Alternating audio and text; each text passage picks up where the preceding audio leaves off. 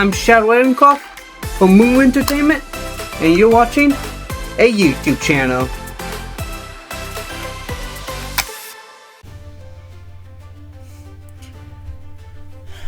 We have two Snow Whites. I just saw this Snow White yesterday, 2025 version. But first, let's go over the original 1937 Snow White.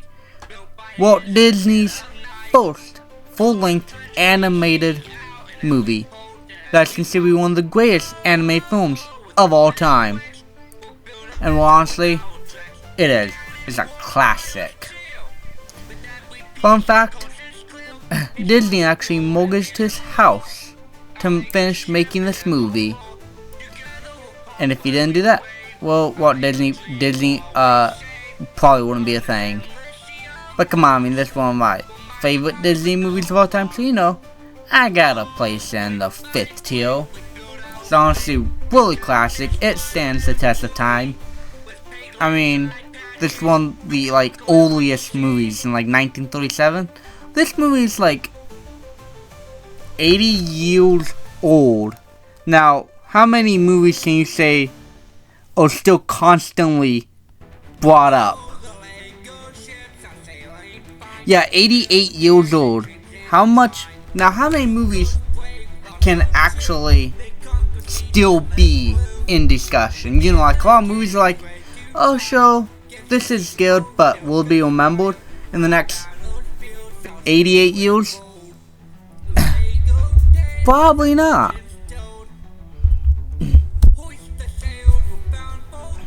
I mean, surprisingly, the original story was a whole lot darker than this cartoon. Because in the original story, the evil queen, she didn't fall off of a cliff and get crushed by a giant rock. No. In the original story, after the evil queen attempted to kill her 3.5 times, I say 3.5 because of course she hired a hitman to do the first one, so kind of a half a point.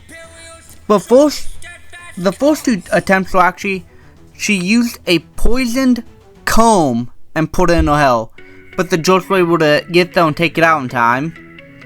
And then the other one, she got a bordage or a corset.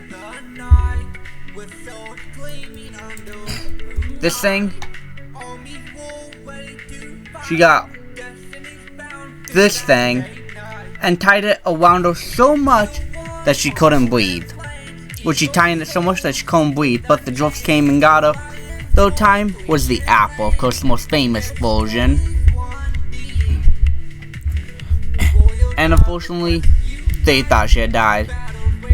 And the prince came along and was so enamored by her beauty that he bought the dead body off the dwarfs to display her at the castle, like a freaking Michelangelo or David.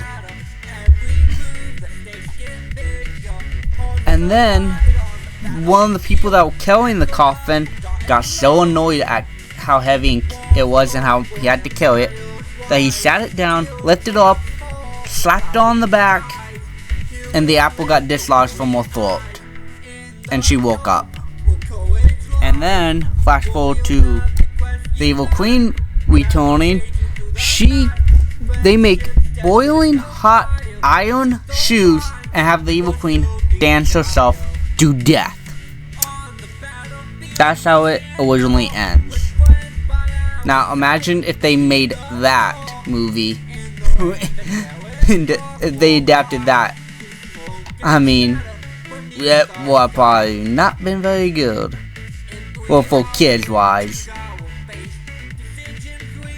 And then we have the 2025 movie. Now I can just preface that, of course, it is an adaptation, and like the original story, they did take some, liberties.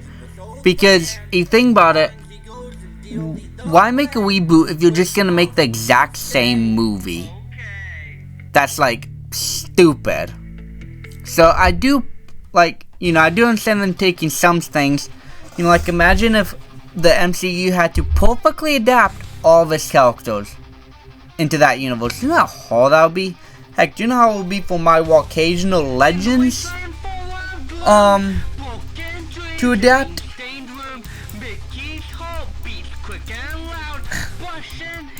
Yeah, I'm just plugging myself. Like, do you know how hard it would be for, you know, them to perfectly adapt that? So, now I'll just preface this by saying, okay, we're gonna take away, like, the original story, kind of. Yeah, see, do you know how hard it would be for me to adapt these stories perfectly? Of course, I did take some liberties. But at the same time, I also want it to kind of be, like, you know it's an adaptation, you know, like, what's the point of adapting something if you're gonna change everything about it? So you're changing some stuff, but not everything. One of the most prime examples is, I still gotta pick the descriptions for this book, for this series, is Mulan, the live action Disney movie. Like, they changed, it was supposed to be, they marketed it as an adaptation of the original cartoon. You know, that's the poem live action. And then they said, oh, we're gonna make it more like the poem. Which, mind you, the poem didn't really have any substance to it. Like, I read the poem, and let me just pull up the poem a little bit. Now, it's not that long of a poem. So I can actually, yeah, the Ballad of Mulan. Is it? Okay, now let me pull up a phoenix. Okay, yeah, there is no phoenix in this story. So, if they were adapting to more like the original story, why did they add in a phoenix? Why did they take out Mushu? Which I honestly, I don't really see the problem with. I mean, everyone loved Mushu, Li Shang, her friends. Hang on, Mulan. Killed. What were their names? Yeah, even Shang Yu they got rid of. Like, for example, they got rid of Shang Yu. Okay, yeah, I'm gonna be touching this on, I'm just comparing them, but I will be talking about the Mulan story. Actually, you know what? Let me do this real quick. Alright, since I figured that I'm gonna be comparing Mulan to Snow White, that I might as well just throw Mulan on here too. Just like I was saying, you know, Shang Yu, they got, oh yeah, Yao Lang and Shampoo, they got rid of them, Mushu, I mean, I don't even remember who the heck the villain was from the live action Mulan. That's how little they were. And then they added the Enchantress for some reason. Like, I don't understand why they did all these changes.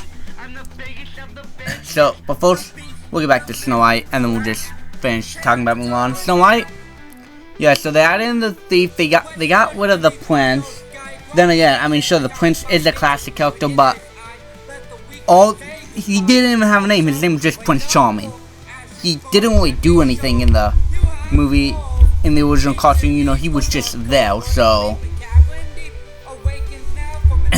surprisingly, this movie wasn't that bad. It would have been a lot better if Gal Gadot and Rachel Zegler just shut their mouth and didn't talk all that crap. Now, I'll try and find some clips, if I can, about what they exactly, you know, said. Because I believe Rachel Zegler said that she found the prince to be a creep. I know that you've told me before that your version of Snow White is different, and it's more of a 2022 version of Snow White. What did you mean by that? I mean, you know, the original cartoon came out in 1937, and very evidently so. There's a big focus on her love story with a guy who literally stalks her. Yeah. Weird. Super weird. So we didn't do that this time.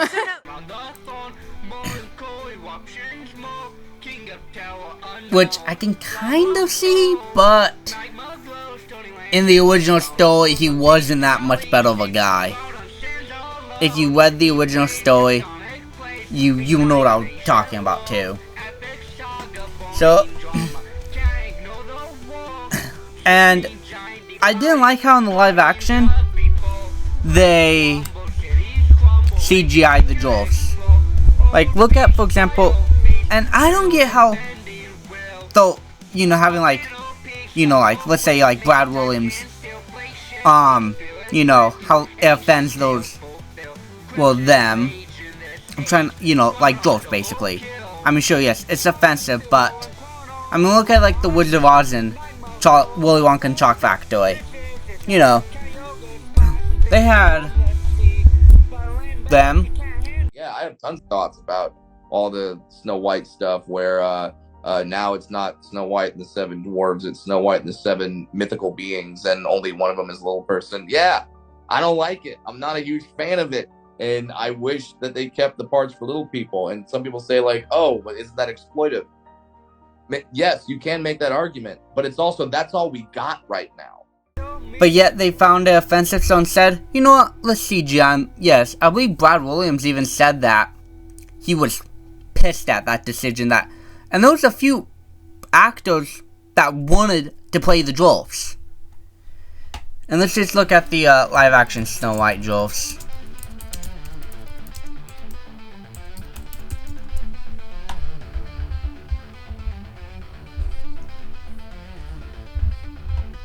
I mean, they're not really bad looking, but I'm just saying, like, they even have, hang on, let me find the group of bandit, like, look, they even had one, like, so, you have one as a bandit, but not as a dwarf, and then again, I will say this, that these bandits literally did practically, I think, aside from him, I think his name was like Quake. Aside from him, they didn't really do anything. Jonathan was the only one that did it. And what's funny is originally, the Seven Dwarfs weren't even gonna be in the movie. That's why they had to push it back because of all the backlash they got. And I guess they negated the wolves. Well, the, you know, from the other group of bandits.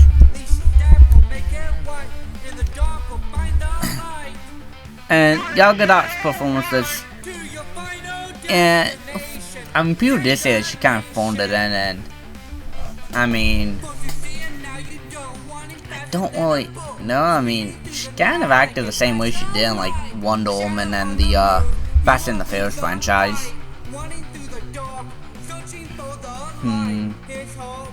Oops, I did not mean to do that though.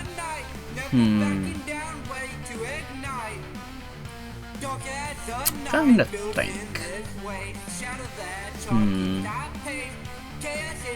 I mean, was it? I mean, they just said it was gonna be like female empowerment, but We absolutely wrote a Snow White that is not going to be saved by the prince. She's not going to be saved by the prince, and she's not going to be dreaming about true love. She's dreaming about becoming the leader she knows she can be.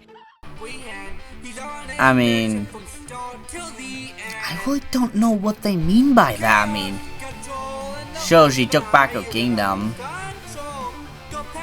but then again, Once Upon a Time did the exact same thing.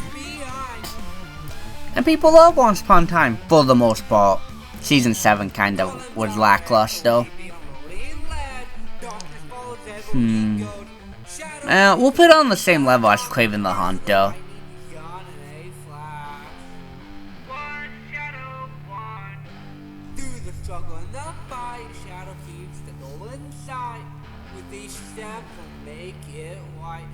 I'm seriously thinking if I should add in more tiers, but no, I think having like 10 would be quite a lot. I think 5 is somewhat decent. And people do like 5 stars all the time. And now let's get back to live action Mulan. Like I was saying, like, okay, so if you take this as just some regular movie, ignore the, you know, adaptation. You know, like look at Blood and Honey, which I'll be covering later. If you take apart from the whole, you know, Winnie Pooh adaptation and stuff, it's a fine movie. But I like to do adaptations because it's fun. Like, for example, Sherlock Holmes, I love the characters, so of course I want to write my own Sherlock Holmes stories. That's part of the fun. Why take a character and then just slap the name on it for IP cred. Okay, like, there's no really point in adapting a character if you're just gonna slap their name on it without having some semblance of who they are. Because what made Mulan so good is that she wasn't an inherent badass like this one is. She had room to grow and stuff. Mulan didn't really face any adversary. It was just like she had nothing to prove except, oh, I'm a man, they better not find out. Well, I'm a woman, they better not find out. That's about it. You know, just because the action scenes were decent, I'll put it 2 stars. But the, it has some piss poor adaptation. If you do from adaptation standpoint, it's kind of piss poor.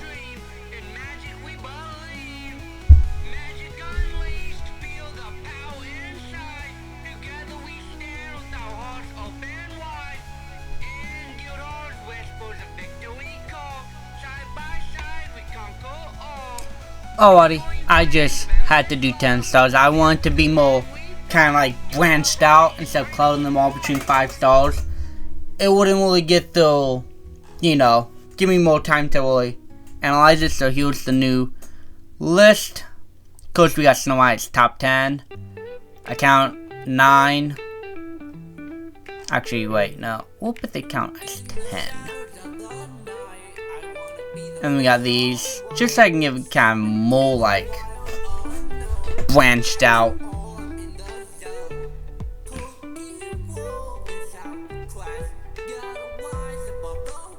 Let me move these all up.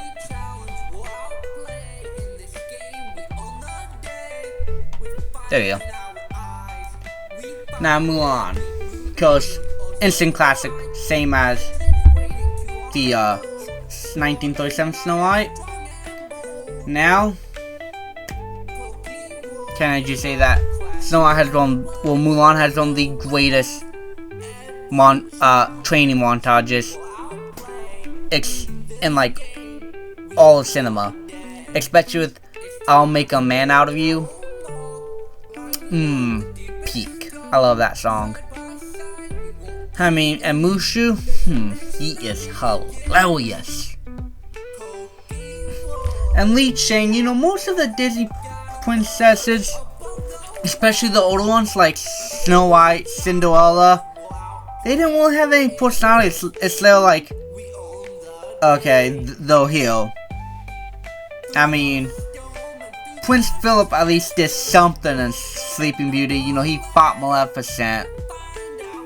Mulan, Li Chang, you know, he did stuff. Like, you actually kind of felt sad for when his father when they found out his father died. So I'm gonna put this as 10 stars. Let me jump this up here.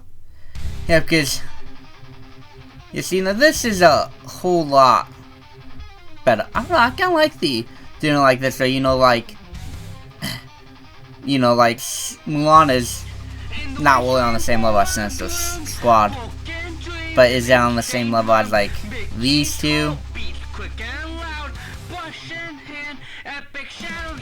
Actually, dude, I'm moving this movie up just because of the action scene.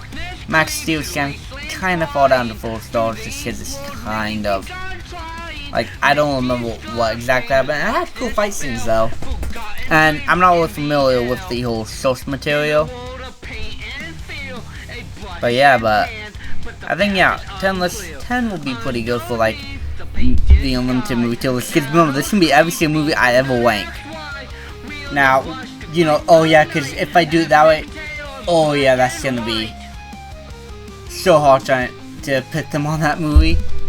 Yeah, so especially with this tier list is gonna have like, this tier list will have like 500 movies on it for all I know. And coming up, you know, all these movies together. But yeah, so far these are 1-star movies, they will all be staying the same. I'm Shadow Encoff from Moon Entertainment, and you're watching a YouTube channel.